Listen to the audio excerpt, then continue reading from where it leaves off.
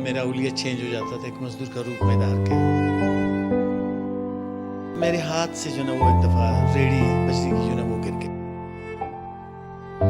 शायद ज़िंदगी का पहला सर्जरी मैंने अपना उस वक्त किया, अपने ज़ख्म को खुद मैंने पट्टी करने के लिए।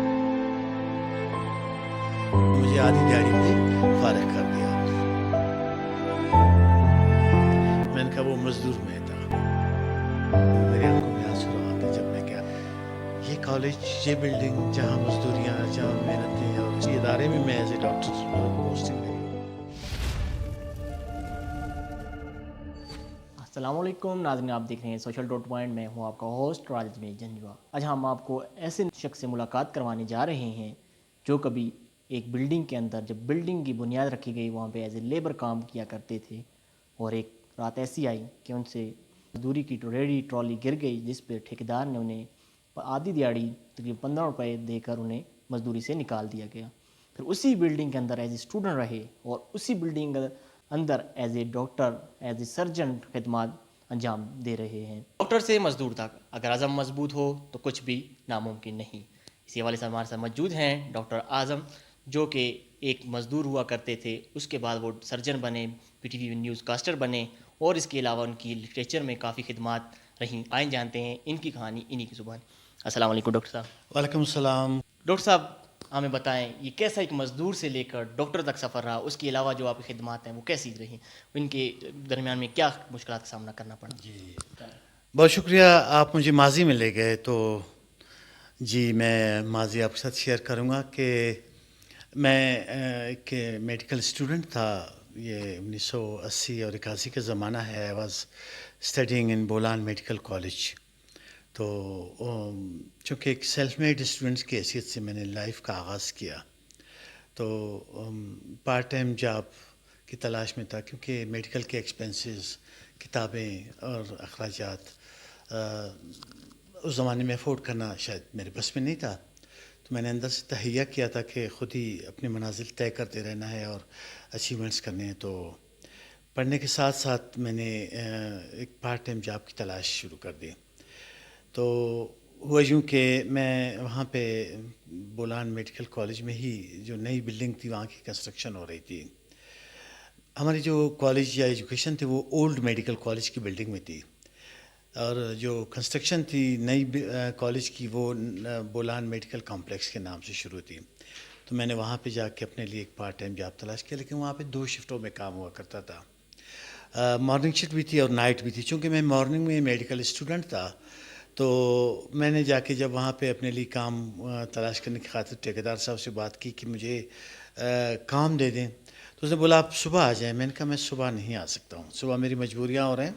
तो मैंने क्या किया कि नाइट शिफ्ट के लिए उनसे वो कर ली, इजाज़त ली।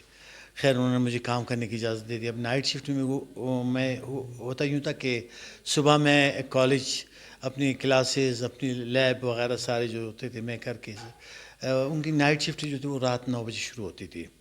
तो मैं हॉस्टल में चूँकि रहाइश करता था, वो अपने सारे काम होमवर्क कंप्लीट करके मैं 9 बजे एकदम मेरा हुलिया चेंज हो जाता था, एक मज़दूर का रूप में धार के वहाँ पे जाके।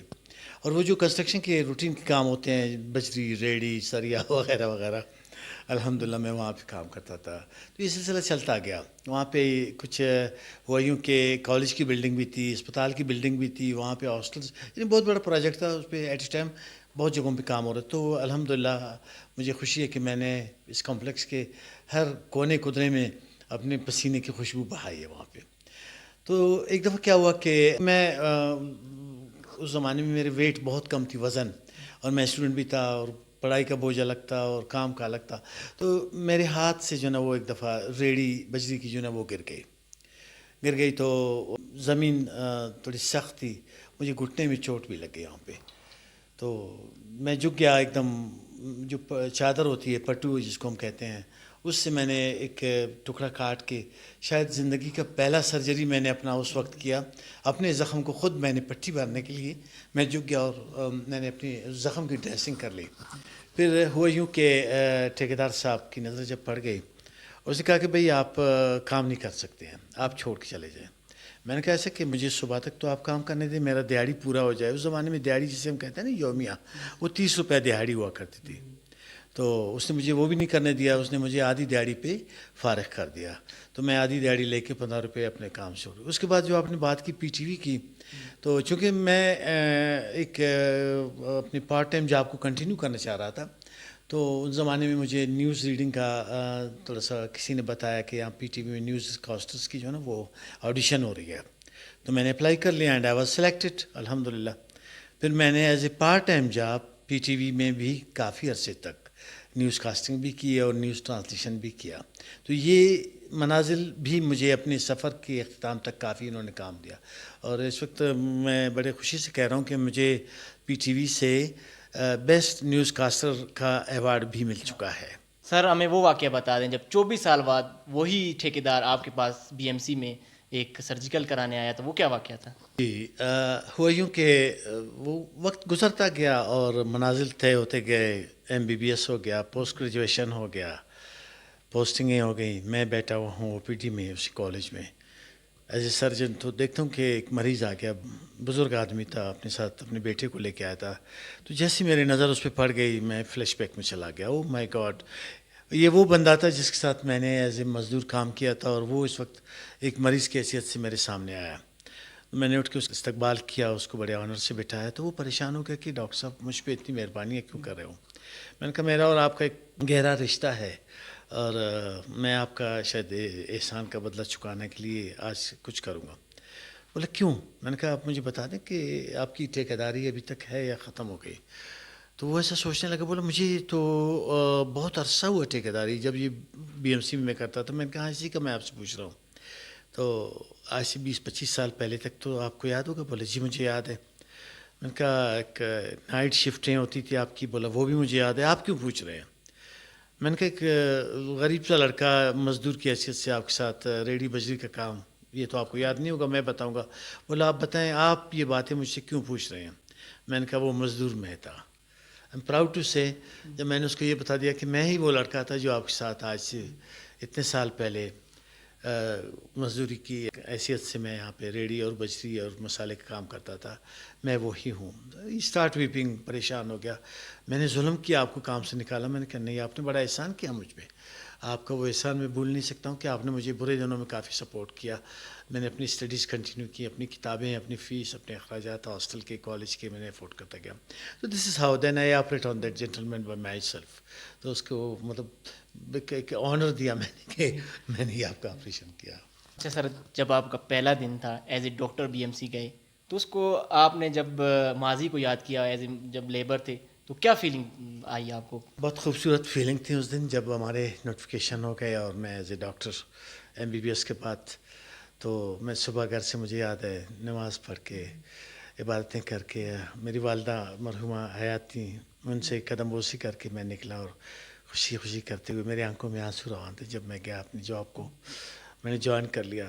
اپنے آپ کو بڑا میں عجیب محسوس کر رہا تھا کہ یہ کالج، یہ بلڈنگ، جہاں مزدوریاں، جہاں محنتیں، اور اسی میں نے پڑھائی کیا، اسی میں میں نے اپنی ایم بی بی ایس حاصل کیا، اور اسی ڈپارٹمنٹ میں اور اسی ادارے میں ایز اے ڈاکٹر پوسٹنگ میری ہو گئی ہے.